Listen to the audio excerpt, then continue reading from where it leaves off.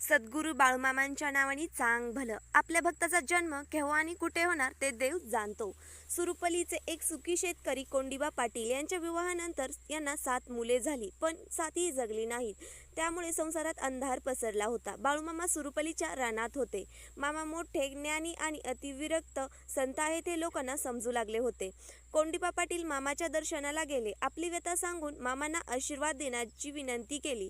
तेव्हा मामा म्हणाले, 7 वर्षांनी मुलगा होणार आहे, तोपर्यंत पुन्हा हा प्रश्न विचारू नका. वाटल्यास या, सेवा करा, कन्या खा. 7व्या वर्षी मुलगा झाला.